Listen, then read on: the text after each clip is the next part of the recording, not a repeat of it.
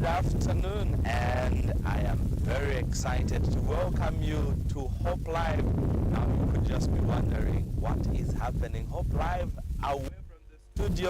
Well, some of these things do happen, and this is the first. I'm very excited to welcome you to today's episode of Hope Live. My name is Bright Sinkozi, your host on this program. Now, you and me have been following trends in this country, and obviously beyond. They are actually serious cause of people asking us to delve into Ellen White's prophecy regarding the fire in Los Angeles.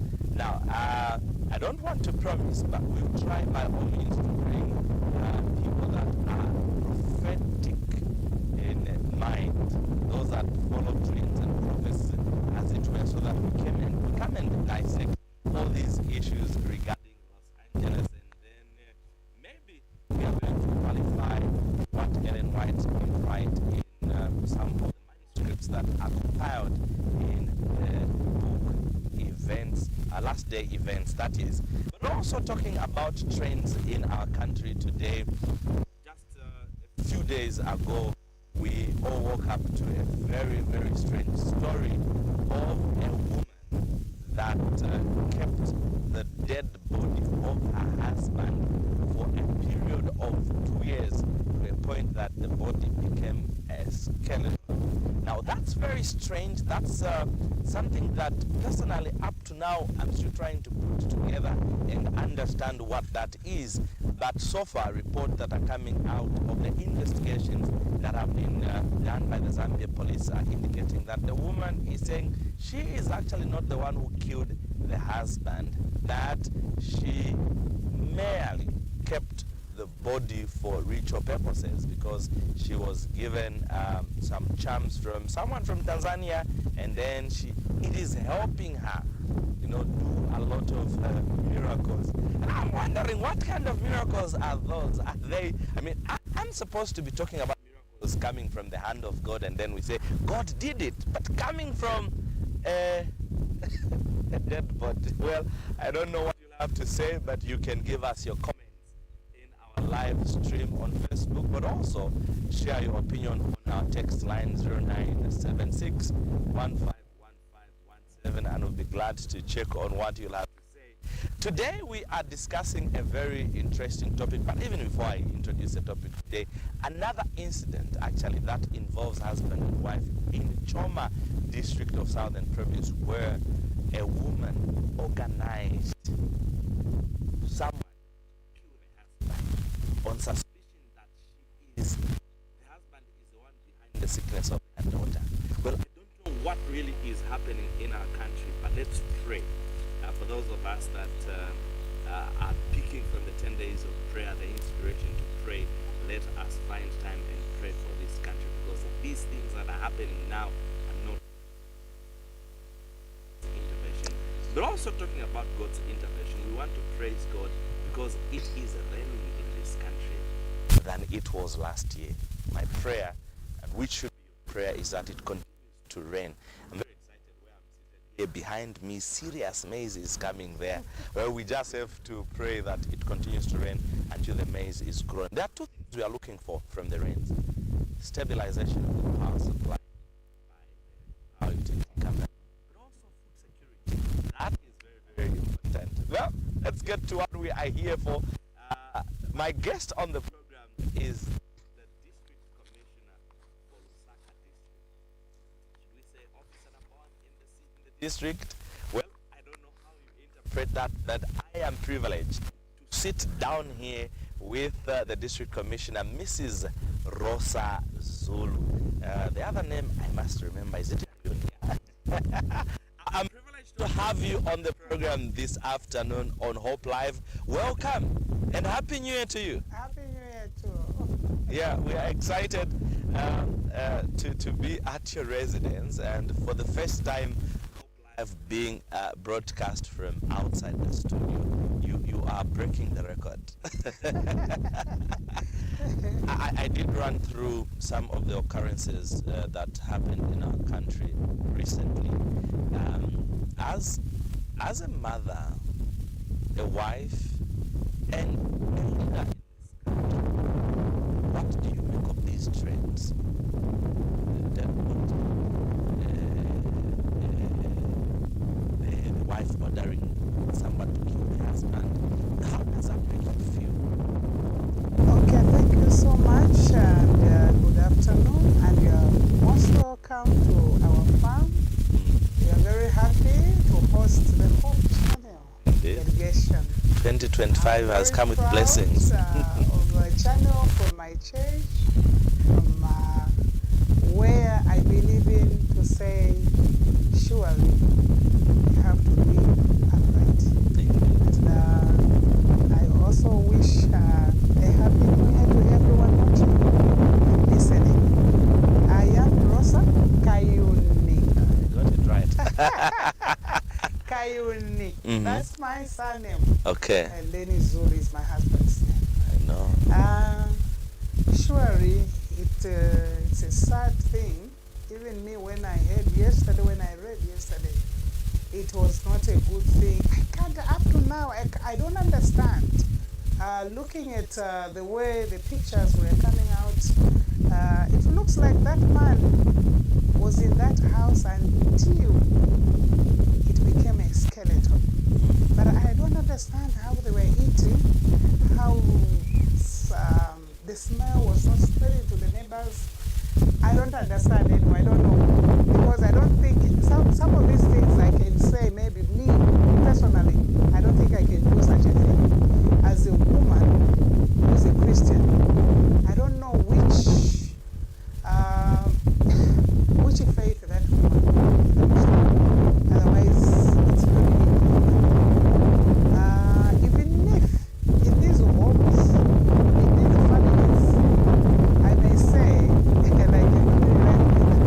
I can say, in marriages, you will not find a home where you put the Christmas tree. In homes, in most of the families, you will not expect that people will be living happily every day, every minute, every year. You find this day, you differ. This day, you have woken up, maybe you don't even talk to each other. There are so many things happening, but you cannot resort to killing your friend, your colleague, the one who you believe in, and especially that you even have children. I would rather live with maybe if there is anything which is not right, I would rather just leave that person than killing. I think I'm not the creator. I'm not the creator. That man had a family. He has a family which was looking upward to him. So when you kill someone, you should bear in mind that you are killing a lot those who are looking up to that person. So it's not fair. I can only describe that as inhuman. Even where that woman lives, I don't know if she's really normal.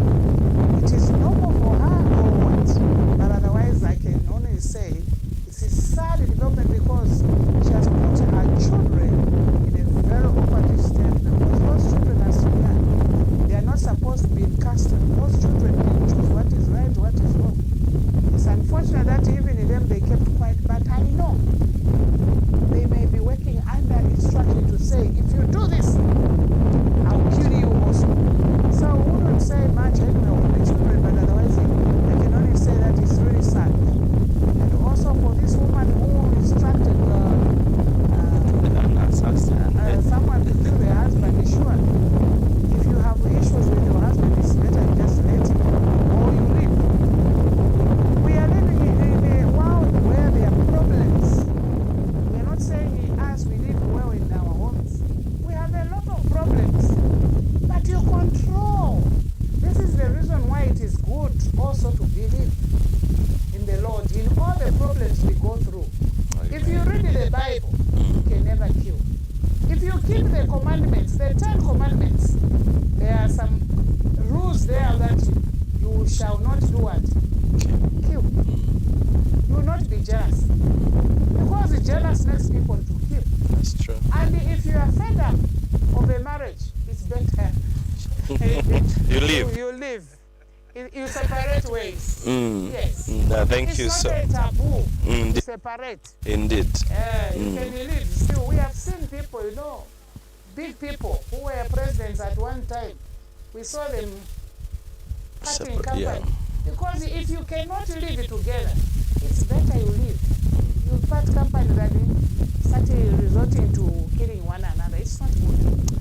Well, that's now Mrs. Rosa Ayunizulu giving her sentiments regarding the occurrences in our country.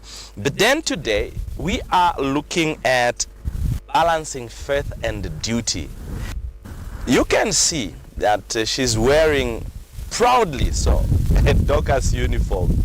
And I must mention that behind the scenes, there are actually a number of Dorcas workers that are here, and from what she has hinted to me is that they are actually supposed to be rehearsing for the Ferngrove Mission District Dorcas Mass Choir. We just had to excuse her for so that this program can run today. But then, how does she manage to balance her demanding civic duty as well as being this committed to her faith? Now, that's a reason why we asked that we could sit with her on this program.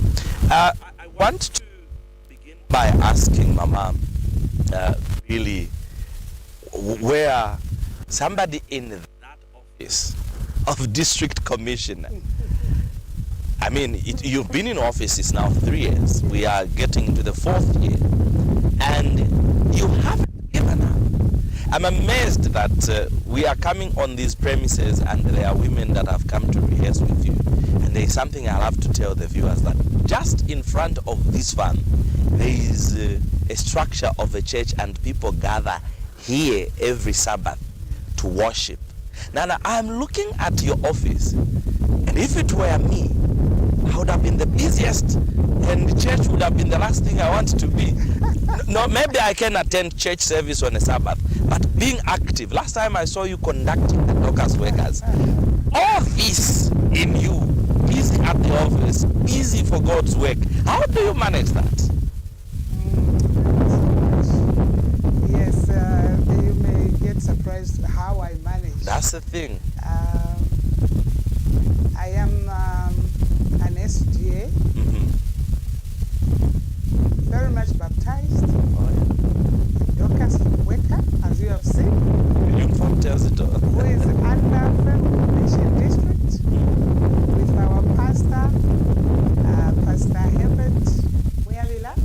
Heritage. Muyalila. Oh, yeah. You bear with me because he's still new. I know. He's a new pastor. Oh, yeah.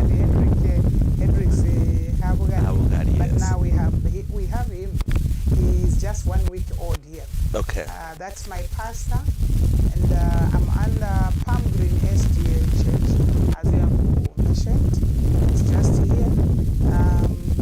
I was a member for Villa for quite some time. I decided to put up a church because I could not manage to leave the farm from Monday to Friday. I was at work, and then Saturday the whole day at church, and Sunday the whole day, Dorcas, choir, chair, meetings. So I saw that there was little time for me to be at the farm. So I decided to be near. But unfortunately, because this place was very much bushy, shifted, and we didn't know where the church was. We decided to come up to the church with my friends who also used to go to Livala, Olympia, Jacaranda. We started the church. We said, no, we can still come together and come up to the church. That's how we came up with the church. But all in all, surely you can ask to say, how do I manage? How do you integrate work as district commissioner as well as church? Yeah. So what I can only say is that balancing my faith with my duties is as a district commissioner is rooted in my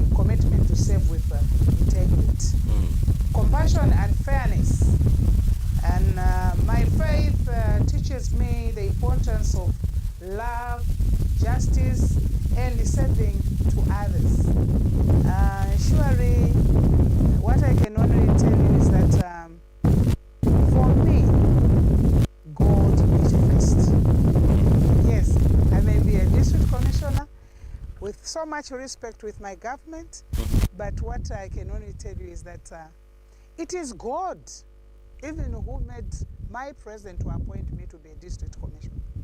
It is God. So if there's no need of me forgetting about, for real, to forget where I'm coming from, I think that will be something else. Even when I was appointed, I prayed to my God to say, out of 3 million people in Lusaka district, I hope you know that we are 3 million in Lusaka. Yes, we are 2 point something, but we are almost 3 million plus. So the 3 million, that is more like a country. So I decided to say, this is the person who is going to run Lusaka. Who am I? At first I had to check myself, no. There is no course where you go and you find that this went to train as DCs. But where am I going to start from? I did not agree there and then. But you know that when a head of state says you are the one, you cannot say no. Yeah. But me personally at home, I told the whole family to say I was not ready to serve. You didn't see that coming? I didn't even. Huh? You didn't see that coming? You didn't anticipate anything? Not at all. I didn't even see it coming. What I knew was I was just a person who fought to make sure that there is no Kadaism in this country. There is peace. But I did not see that I was going to be a DC one day. Therefore, I just said, let me first pray to my God to give me wisdom, to give me what I need in order for me to serve the people. Surely, I cannot boast, but I can tell you to say, I'm even the dean for all the DCs in Zambia. Zambia. We have 116 DCs. District commissioners. District commissioners. And we have 10. We call ourselves deans, like provincial ministers. They are ministers, then there is a provincial minister. Like for us DCs, we call ourselves, they call us as deans of DCs. I'm the dean for Lusaka province. So, it is somehow, it is something which you cannot understand, how I balance up. But what I can tell you is that my God comes first in everything. And it's rare, you know, even my president knows usually when there's a program on Sabbath. Even the secretary to the cabinet, even the minister, all of them, they know that on Sabbath, if you tell Mrs. Zulu, the DC for Lusaka, to say, there's this program, she will hesitate a bit. I go, I follow the instructions, but I make sure that I wait to say, the program I'm being invited to, is it going to disturb my Christianity? But you know, because I already agreed to say, this is something which is like more like a calling. I go and do the work, but definitely, if it ends like 10, 12 hours, you find me at church in the afternoon. I don't miss. So I don't like being absent from church. So I would love to continue this. I pray that my God will just strengthen me, will just keep on guiding me, because I asked for guidance. When I was appointed, I said, God, give me the guide me, show me the way, the path. And I believe that he answered me. This is the reason why I manage the time.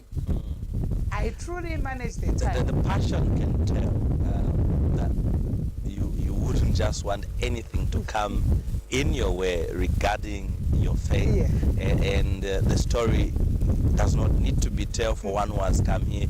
Upon entering this farm, you see a church, and you actually gave out the land. You began the church. That's very, very interesting, and we can only praise God for what you are doing. But then let's look at, because you're saying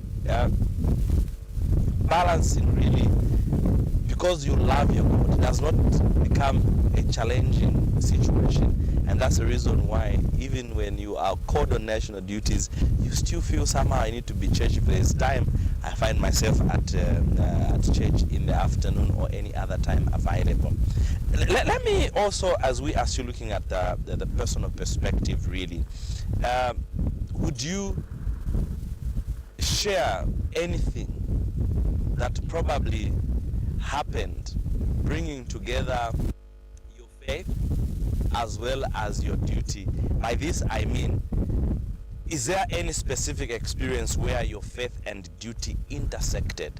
And the question is, how did you navigate the situation? A specific experience Yes. comes to mind when I was faced with a situation involving a community in need.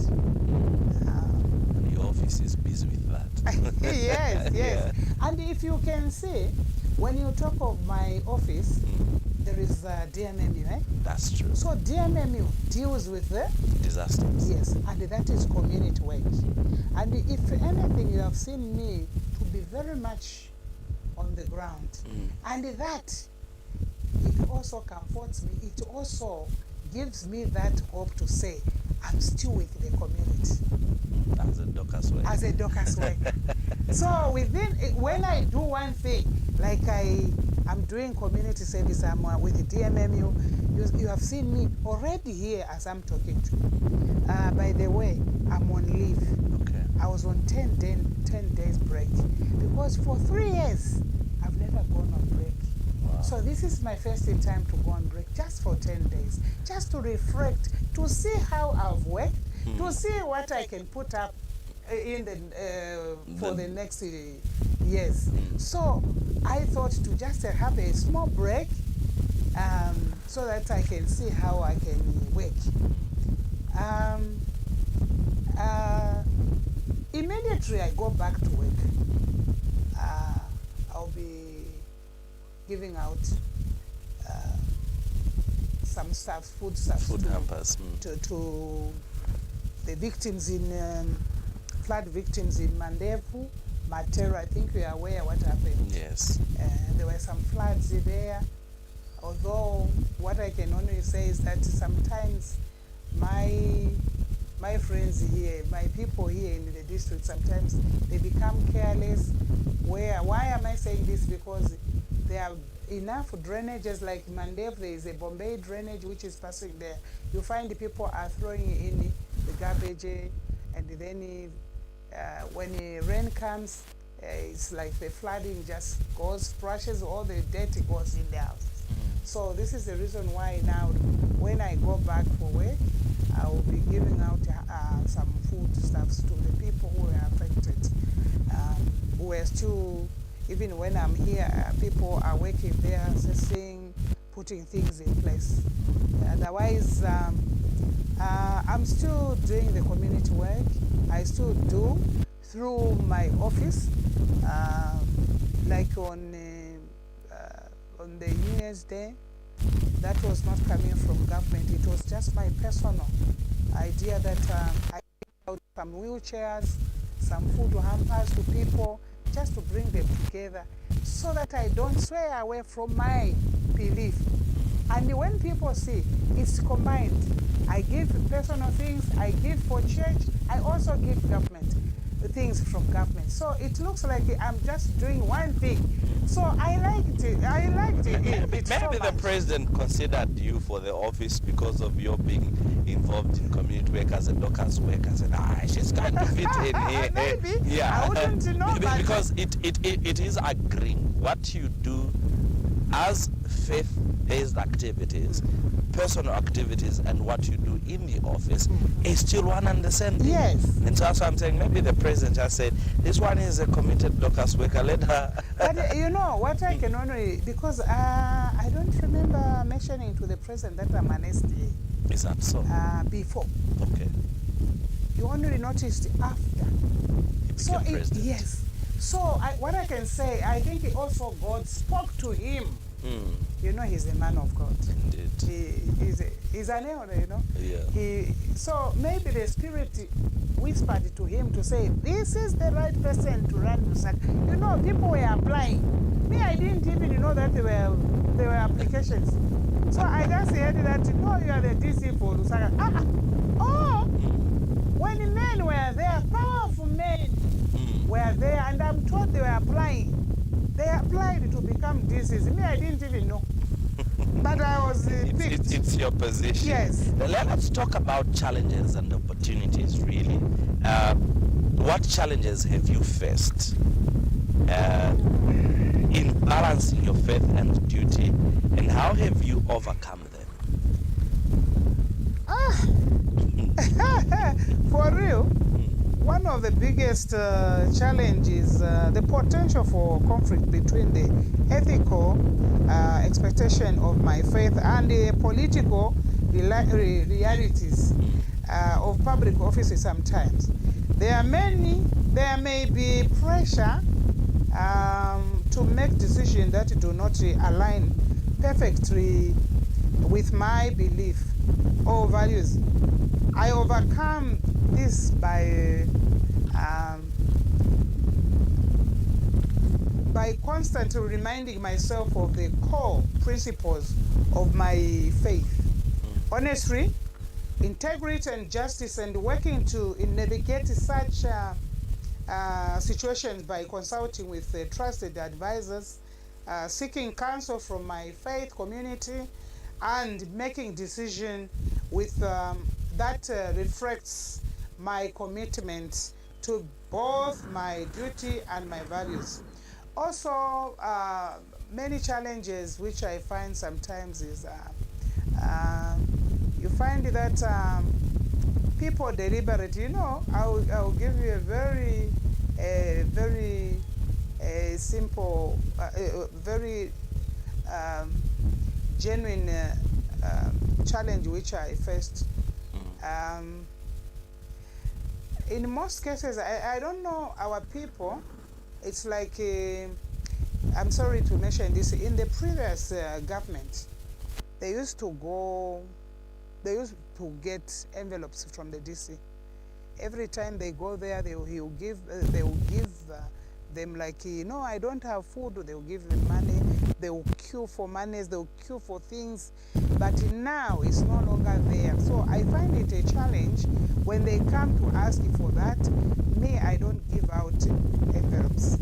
What I would do when someone comes to say I don't have food, which I don't believe that someone who has got 2 legs, 2 hands, 2 eyes, and a mouth can just come and ask you to say, I'm asking for food. What I believe is that someone in that situation should just come to me to say, I'm asking for work so that I can feed my family. But now that one, the people don't like it. They are saying, no, the DC doesn't help because I don't give them freely. But what I do is that I ask them, what are your, did you go to school? What are your qualifications? If they have qualifications, sometimes if there's any opening, I would definitely help them to find a job, not to find money. Others, I've helped them where I've taken them to some offices to say, be employed in this. I would maybe ask for a job for them. They will be employed, but because they don't like working, they will run away. So those are challenges. You want to empower someone, but they will run away from it. We have tried to tell our people to say, can when you apply for CDF, when you apply for CDF, there are grants which they just give money. But the people, they are lazy even to apply. Even to ask where CDF is found, they can't.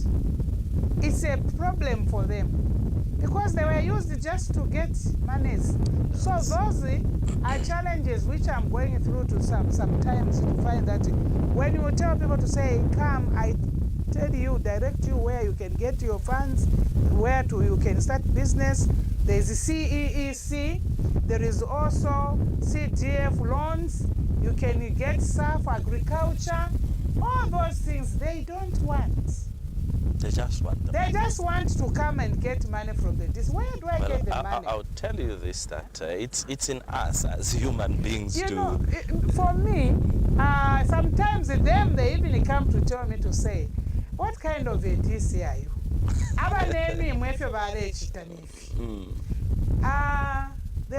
They'll go into the bus stop. They could give it.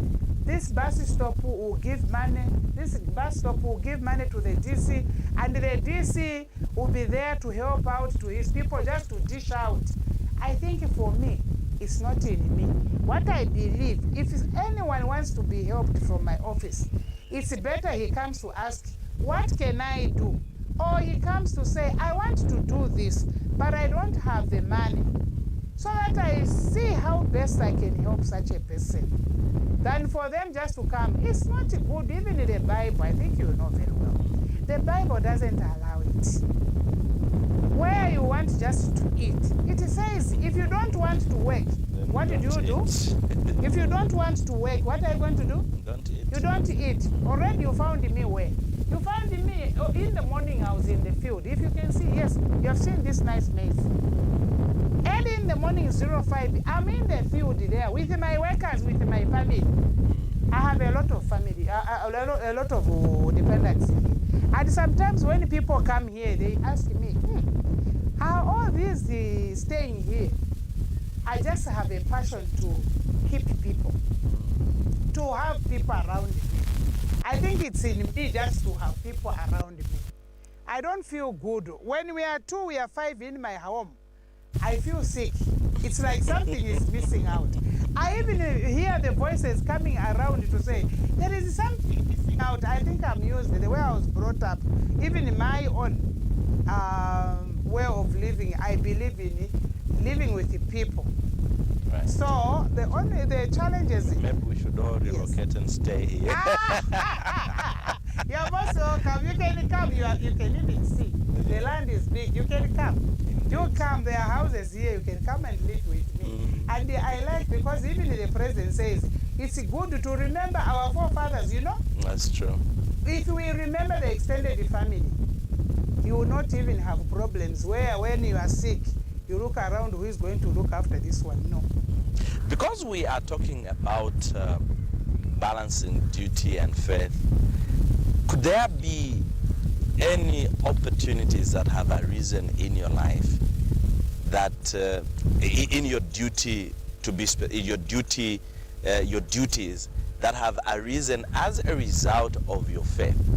By this I mean, is there anything that has come out so big in your duty as district commissioner that has been influenced by the faith you hold as an Adventist, as a Dorcas worker, as a singer in the Adventist church? Yeah, that's a very nice one. Eh? I think as a Dorcas worker, you know, I will go out. So thank you so much, because you correctly say the Dorcas worker, not the Dorcas mother. No. I'm not a Dorcas mother. For those who normally say Dorcas mothers, today I have to correct them. We are not Dorcas mothers. We are Dorcas workers.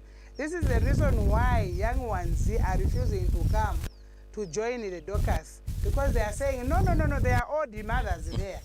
We are workers. We are Tabita people who are here to work. Yes, quite all right, you are saying. Is there anything which has come like a Dorcas worker? Yes, I sing. I happen to sing in a Dorcas mass choir, as we have seen them. Not only sing. Yes, I do. I'll even show you before you go. I'll even give you a very good sample of a song. Okay. So what I've done is that we have done is that as a Dorcas worker, as Dorcas workers, we came up with a singing group which is called Dorcas Mass Choir, Pen Group Mass Choir. So this group is not just about singing. No, it's not about singing. We know very well to say we are community workers. Dorcas does community work. So for us to be singers is just a by the way thing. So what we have done, we came up with an album launch. We launched an album in September, which we managed to raise about 200,000. We have managed to purchase land where we want to put up a community center. So you see, from Dorcas singing group, we purchase a what? We buy land. We want to put up what? A community center. And again, that community center will have skills there. We'll be training skills where we are going to be training the youths, even those who have not gone into school, elderly people, old people. There will be classes where they will be learning. So we want to be training our women in tailoring, even in men, even youths, because there will be tailoring, there will be carpentry, there will be plumbing, there will be a lot of skills there, because even government connected with government. Exactly. And this is where I say our church should also be very much serious in getting involved in these CDF programs. The CDF programs, they are not political. CDF is your money. CDF funds is your money, which when you go, you buy in ShopRite, you return, Tax. That is tax. Is it not your money?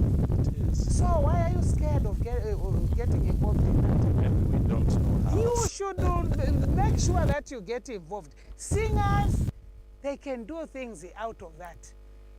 A lot of youths, when I was talking to them around this district, they didn't know about it. So when they hear about CDF, they were saying, no, if it were issue, Fiama Kadas, you know? Which is not very correct. I think we have not educated our people. It's good that for me, this time I'm making sure that I reach every person that they should get involved. And we have bought land where we are going to put up a community center and skills training school.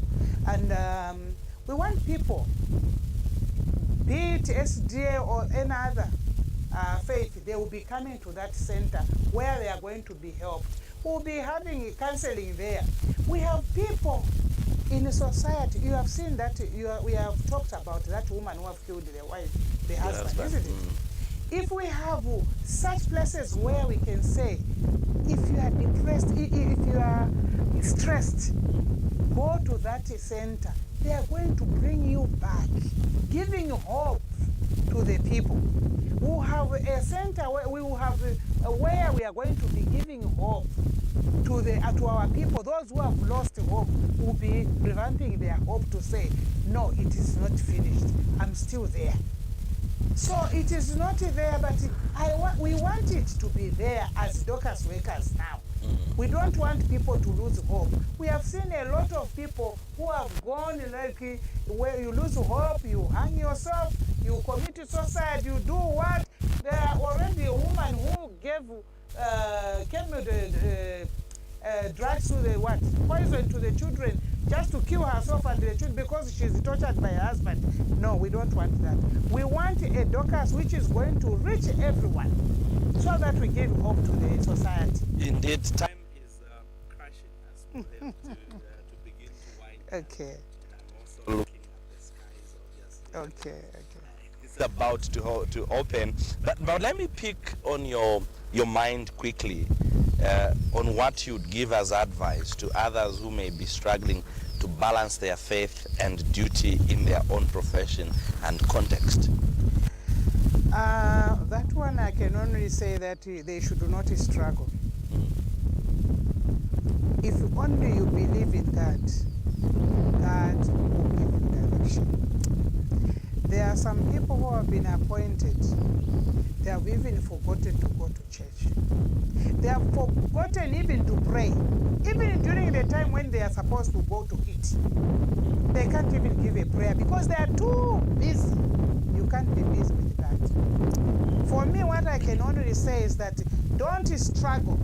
Even when you go at work, for me, I receive a lot. If you come to my office, I will invite you. Come. If you come, I know.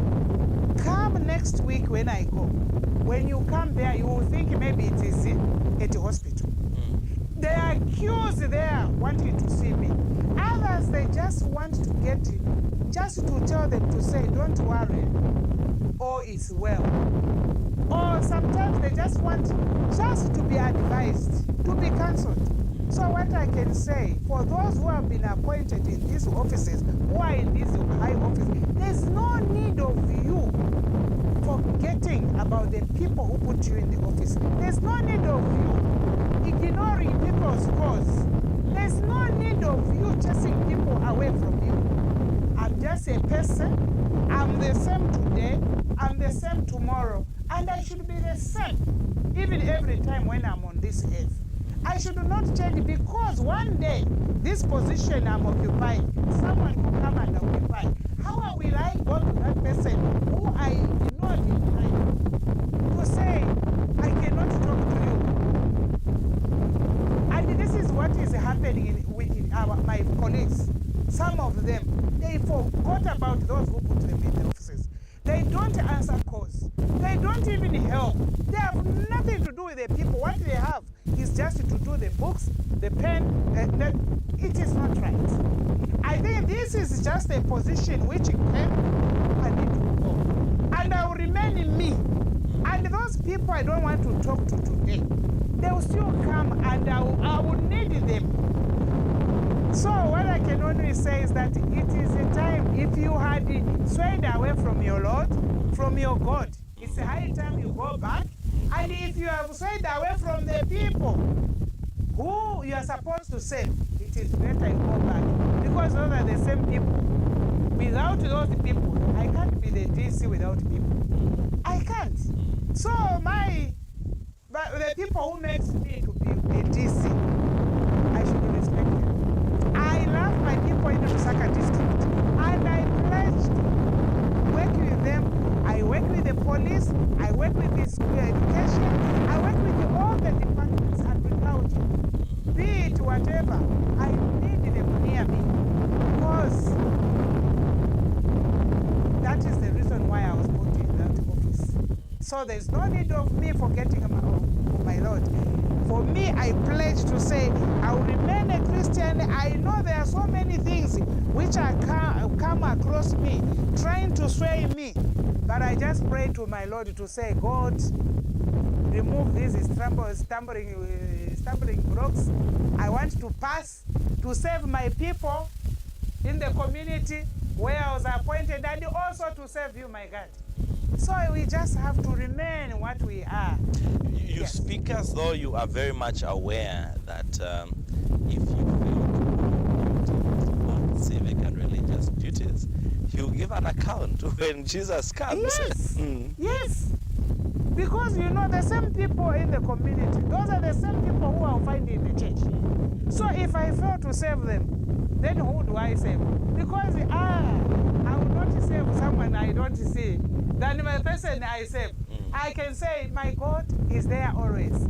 And the God who is there always, it's you who is seated next to me. And God says, this is the real God to you. So you are my real God to me. Yes. Thank you so much for your time. I don't have much to say more, but really our time is limited today. And thank you so much for giving us an opportunity to talk to you on this program.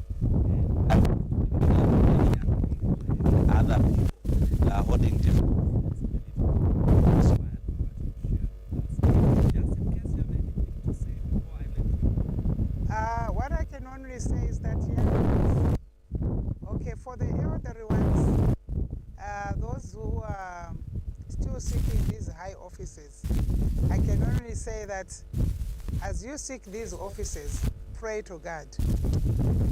Pray to your Almighty God. He will answer you. For the young ones, you are still aiming high. What I can only say is that first, follow the commandments, what the commandments say. There is there you have to honor your father and your mother in order for you to get good things. Today the children, even when you do things, nice things to them, they forget about their fathers and their parents. And this is what I'm saying to say. The people who put me in this, they were people who fought hard in order for me to be in this office. I don't know. They may be silent there, but I don't know. So this is the reason why I can only say that let us respect every person. I've seen those children who have been insulting the president of this country. It is more like you are insulting God. It's more like, because that president was put by God. When people choose, it is God who is giving direction. So what I can only say that leaders who are chosen, let us respect them. It is one person at a time. I'm here as a DC now. There will be another DC next time.